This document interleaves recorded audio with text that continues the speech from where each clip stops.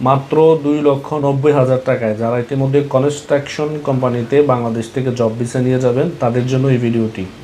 Only মাত্র 2,90,000 টাকা খরচ হবে যদি আপনি বাংলাদেশ থেকে কনস্ট্রাকশন কোম্পানি বা কনস্ট্রাকশন কাজে যদি আপনি ভিসা নিয়ে যেতে চান।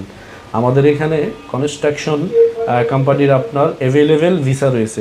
যদি আপনি মনে করেন যে অল্প সময়ের ভিতরে কনস্ট্রাকশন কোম্পানিতে আপনি জব ভিসা নিয়ে যাবেন বা আপনি জবটি জানেন বা এই কাজগুলো ইতিমধ্যে বাংলাদেশে করতেছেন, হার্ডওয়ার্ক পরিশ্রম হচ্ছে কনস্ট্রাকশন, যদি আপনি এই কাজটি জানেন বা কাজের উপর যদি আপনার অভিজ্ঞতা থাকে তাহলে কিন্তু আপনি কনস্ট্রাকশন কোম্পানিতে আপনি আমাদের মাধ্যমে ভিসা প্রসেস করে সৌদি আরবে যেতে পারবেন।